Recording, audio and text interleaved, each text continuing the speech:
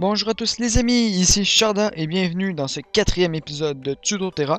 Donc épisode qui portera sur le mur de chair comme vous pouvez le voir en titre de vidéo.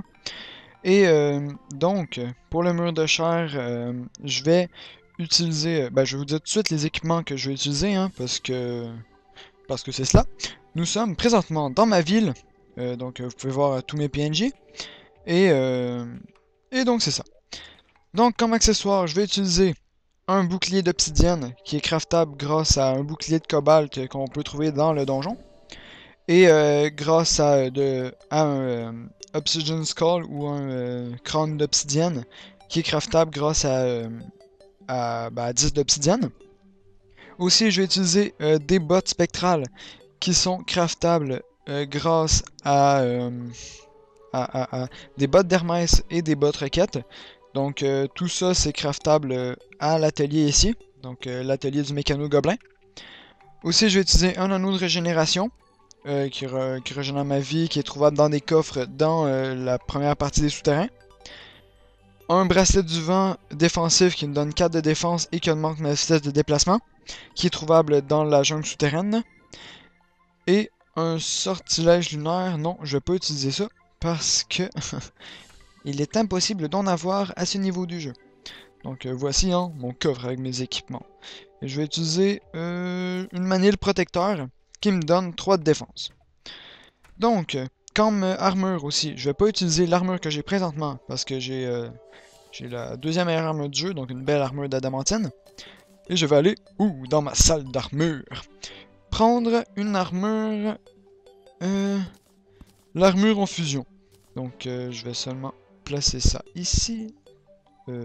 Dès qu'il veut bien se placer.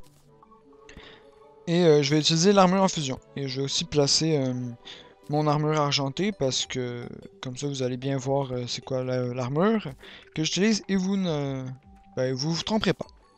Donc voilà, j'utilise la meilleure armure à ce niveau du jeu. Donc là on ferme la petite pièce. Et comme arme, je vais utiliser qu'est-ce que je fais avec ça? Je m'en fiche. Et je m'en fiche. Je vais utiliser une faux de démon, qui est un sortilège qu'on peut dropper sur les démons dans les enfers. Et je vais utiliser un mini shark qui est achetable auprès du marchand d'armes. Donc juste ici, s'il veut bien s'en venir. Non, il a peur de moi. Qui est achetable ici, au prix de 35 pièces d'or. Donc voilà, je lui ai acheté ça. Et je vais l'utiliser avec 1000 munitions. Donc ici j'ai mes 1000 balles de mousquet qui sont utilisables sur le mini shark. Je vais aussi utiliser quelques grenades parce que j'en avais, puis ça fait toujours du dégât, ça fait 68 de dégâts et c'est déjà ça. Et comme potion, je vais utiliser des potions de soin. Donc, oui, pour vous rappeler que c'est le boss le plus difficile du mode normal. Donc, si je peux dire le plus difficile du jeu, hein. Du jeu... Non, mais bon, le plus difficile du mode normal, bon. Et c'est aussi le boss qui permet de rentrer dans le mode difficile. Donc, lorsque vous le détruisez, il y a un petit message qui apparaît qui dit les esprits de la lumière et des ténèbres ont été libérés. Ou l'équivalent en anglais ou en quelque autre langue que votre Terraria est. Et ça met les biomes de purification et de corruption. Donc je suis présentement dans la corruption souterraine. Et ici c'est de la purification souterraine. Donc voilà. Et je suis dans un petit tunnel que j'ai creusé moi-même qui descend directement aux enfers. Donc voilà, si je me loupe, je meurs. Et j'arrive aux enfers. Et voilà. Donc, aussi pour invoquer le boss, je ne vous en ai pas parlé, il vous faut une poupée vaudou du guide. Donc, poupée vaudou qui est trouvable sur des démons. Donc, des démons vaudou en l'occurrence, qui sont des démons normaux, mais qui ont une poupée vaudou entre les pattes. Donc, s'il y a un démon qui veut bien venir m'attaquer, je pourrais vous montrer. Et s'il n'y en a pas, je ne le pourrai pas. Et il ne semble ne pas y en avoir qui ont envie, ils ont peur de moi, je suis trop puissant. Et Donc voilà, je vais couper. Je me suis fait dans la lave, c'est pas grave. Je vais couper le temps de trouver un de ces démons. Et je vous reprends lorsque j'en ai trouvé un. Donc, à tout de suite. Bonjour à vous les amis. Donc voici, j'ai trouvé un démon vaudou. Donc un démon qui laisse tomber la poupée qui sert à invoquer le mur de chair. Donc je vais le tuer avec ses propres armes. En espérant que... Et ben, en fait, je vais juste récupérer la poupée avant qu'elle ne tombe dans la lave. Car voilà, j'ai récupéré la poupée. Car si elle tombe dans la lave, ça va l'invoquer directement. Et je ne tiens pas précisément à ce qu'elle... à affronter le boss ici. Donc, je me rends à l'endroit où je tiens à affronter le boss et je vous reprends tout de suite. Rebonjour à tous les amis. Donc, je suis à l'endroit où je veux affronter le boss, endroit que j'ai spécialement aménagé. Donc, j'ai fait un aménagement spécial mur de chair. Donc, il va donc m'être aisé de détruire cette merde. Voilà. Car, à savoir qu'il avance de gauche à droite, ou de droite à gauche, dépendamment de la direction dans laquelle vous l'invoquez. Hein. Mais moi, il va partir d'ici, et il va avancer tout le long du chemin. Et je vous conseille donc d'avoir un chemin approprié et bien dégagé de toute forme de lave, car comme ça va être beaucoup plus facile pour vous de le détruire. Savoir que vous pouvez pas aller derrière lui. S'il vous touche au corps à corps, il vous propulse à l'autre bout du monde. Il vous fait passer au travers des murs s'il y a des murs devant qui vous bloquent. Et voilà. Donc je vous conseille d'avoir un chemin aisé à parcourir et dégagé de toute forme de lave et de n'importe quoi. Donc, je vais me débarrasser de ces êtres indésirables et méchants. Et je vais lancer le boss. Je vais aussi un peu attendre que ma vie se refasse. Ouais, que ma magie surtout, parce que ma vie, ça devrait aller. Voilà, ma vie est toute faite. Je prends la poupée vaudou. Et je la lance dans la lave. 3, 2, 1. Bon combat à tous.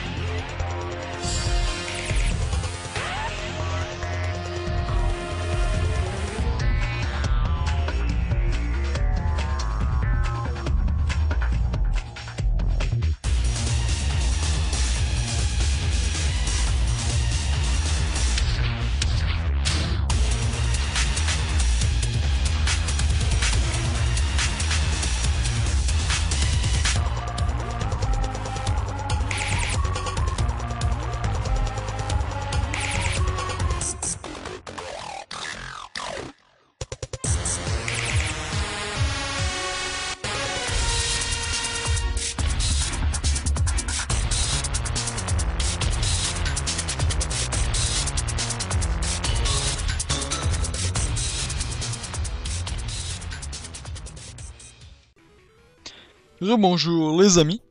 Donc comme vous avez pu le voir, c'est un boss qui n'est pas si difficile que ça à combattre si on est bien préparé. Donc moi j'avais une bonne armure et du bon stuff, donc avec 37 de défense, il fait entre 1 et 5 de dommages. Ce qui est très peu si on a 400 de vie. Donc oui, je vous conseille d'avoir 400 de vie, toute votre magie, parce qu'il peut être très, très difficile si vous n'avez pas tout ça. Et aussi, il est très facile parce que il envoie des monstres qui vous donnent 20 de vie à coup sûr, ben à 100% si, si vous les tuez. Donc, maintenant nous allons voir les drops. Donc, comme vous pouvez le voir, lorsqu'il meurt, il fait tomber une petite boîte comme ça. Et dans la boîte, il y a tous les drops, donc c'est une sorte de gros coffre, super cool. Et nous allons maintenant voir ce qu'il nous a laissé. Wow!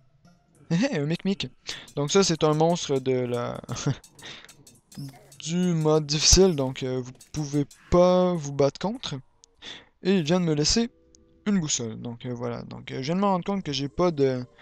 Ben, pas de pioche pour détruire ça, mais c'est pas grave, on peut tout récolter quand même. Donc, il me donne un Pawn Hammer à coup sûr.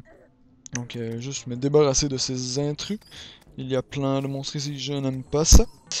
Ça ne sera pas bien long. Je vais aller me cacher ici. Où est-ce que je peux me cacher ici? Je peux pas me cacher ici. Non, je peux pas. Dommage. Bon, enfin, je vais me cacher ici. Et voilà. Donc, il donne un Pawn Hammer à 100% de chance. Donc, qui est un marteau qui permet de détruire les hôtels démoniaques si le mode difficile est activé. Et lorsque vous détruisez les hôtels démoniaques, ça vous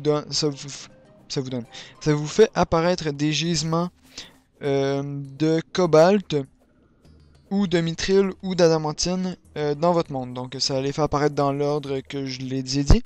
Donc la première hôtel démoniaque, ça fait apparaître de la cobalt, le deuxième du mithril, le troisième de l'adamantine, le quatrième du cobalt, etc., etc., etc. Ensuite, il m'a donné beaucoup d'argent. Donc vous voyez, j'ai 21 pièces d'or. Donc il doit faire tomber environ 10-15. Parce que je sais que le Micmic que j'ai détruit en donne beaucoup aussi. Il fait tomber des emblèmes. Donc présentement c'est une emblème Ranger téméraire. Donc une emblème qui augmente les dégâts à distance, donc avec l'arc ou avec les fusils. Et il peut faire tomber des emblèmes de mêlée ou de guerrier ou des emblèmes de mage, donc dépendamment. Et il peut aussi faire tomber toutes sortes d'autres items, donc il peut faire tomber le Clockwork Gun, donc Clockwork Rifle, je pense, donc qui est le fusil d'assaut mécanique. Donc qui est un fusil qui est très puissant puisqu'il tire 3 balles, mais sur les 3 balles, il n'en consomme qu'une seule. Donc un fusil très utile pour, les boss du mode difficile. Et il fait tomber aussi d'autres sortes d'armes. Donc il fait tomber une grosse épée qui fait beaucoup de dégâts, dont je me rappelle plus trop le nom. Et toutes sortes d'autres armes. Et voilà. Mais le plus important de ce boss, c'est vraiment le marteau que j'ai dans les mains présentement, donc le Pawn Hammer, et le fait qu'il vous fait passer en mode difficile. Donc sans lui, vous pouvez pas avoir de corruption, vous pouvez pas avoir de corruption, vous pouvez pas avoir de purification, et, euh, et vous pouvez pas avoir aussi tous les objets qui sont rattachés à cela. Donc, j'espère que vous avez aimé ce tutoriel, j'espère vous avoir aidé. Si vous avez aimé, n'hésitez pas à laisser un pouce vert, à laisser un commentaire s'il y a quelque chose que vous avez moins compris ou que j'ai pas expliqué. Et abonnez-vous si ce n'est pas encore fait. Et mettez la vidéo en favori pour la retrouver plus facilement. Je vous dis au revoir à tous et bonne chance avec vos propres murs de chair. Et je vous retrouve bientôt pour un autre épisode de Tuto Terra ou de mon let's play. Donc je devrais faire un épisode de mon let's play d'ici 1 ou 2 jours. Et, euh, et voilà, donc je vous dis à la prochaine. C'était Sharda pour un autre Tuto Terra. Donc au revoir.